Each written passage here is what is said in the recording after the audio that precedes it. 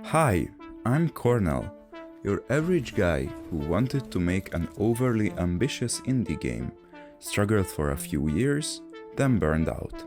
But don't get me wrong, I'm not abandoning the project, I'm just kinda feeling like when you're playing an RPG and you get to a boss who just keeps kicking your ass because you're just underleveled.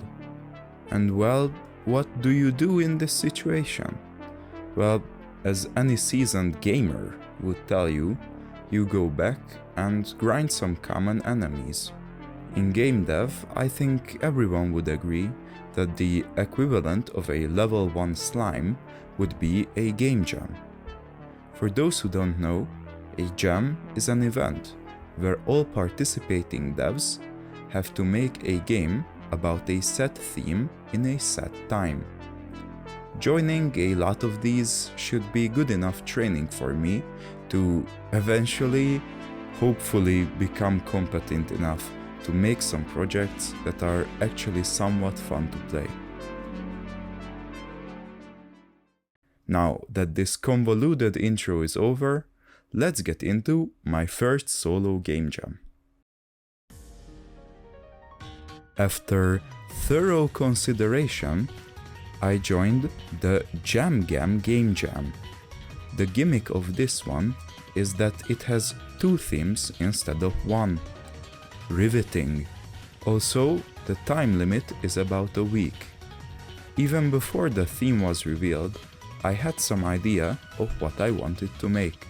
For example, I knew the game will be fast-paced because my main project has been pretty slow in gameplay, and debugging that for a longer time was pretty boring.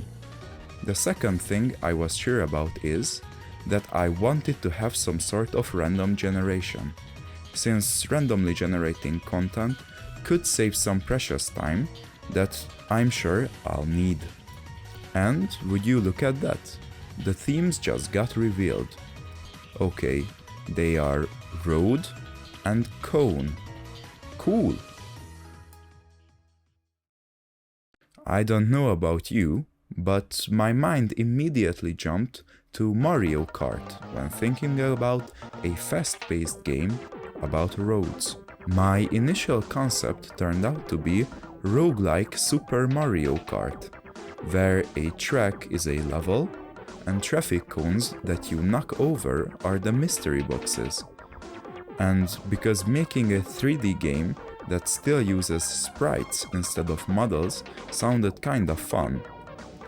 But after nearly a whole day of trying to make the basics of this, I have realized something. 3D is hard, and I was struggling.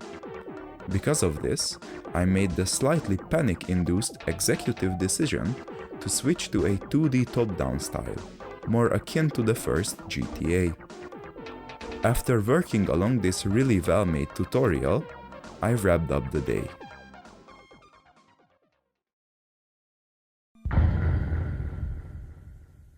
Okay, we have a single player controller.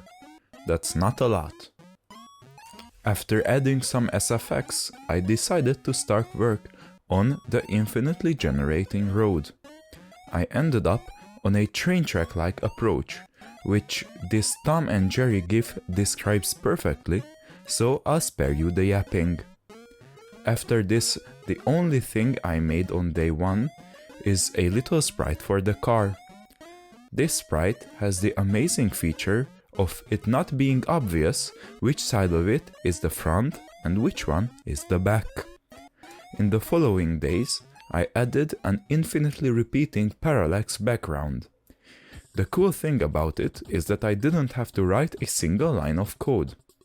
I guess Godot is just awesome like that. Then I added enemies, and to be honest, I just took the complete lazy route with them. They are just copies of the player with a recolor shader who just slowly move towards you. I kinda tried to make it look like they are driving alongside, but it's pretty obvious that they are just copying the player while slowly getting closer. Just cut me some slack, okay? I thought this was only gonna be a temporary solution, but I didn't have time to remake it. After this, I was pretty sick of programming, so I decided to make all the art assets in one big session.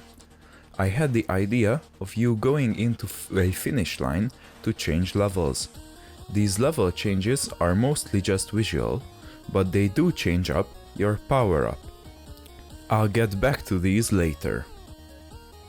I ended up making 4 worlds: a default one, a pine cone one, an ice cream cone one, and an abstract traffic cone one. After this, I made finish lines which change to a random world upon being touched. To decide when these spawn, I made a gradually increasing score which doubles up as the player's HP. The finish lines spawn upon reaching a score which is a multiple of 200. After this, I started work on the before mentioned power-ups. First, I made these randomly spawning cones which you can run over. Time was getting kinda tight, so I decided I was gonna make one power-up for each world. The default one got a Mario Kart Koopa shell, the cone world got a rotating cone field, and the Nutverse got a Mario Invincibility Star, but instead of a star, it's a nut.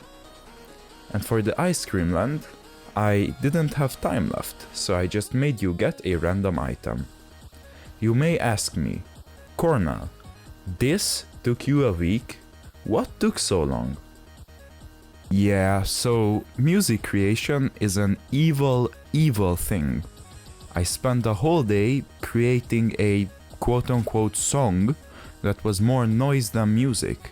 So I spent another half a day making another one that turned out very slightly better, but halfway through, FL Studio crashed so hard it removed all my project files.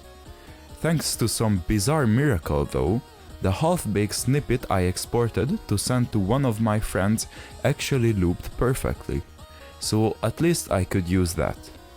I hope this answers your question.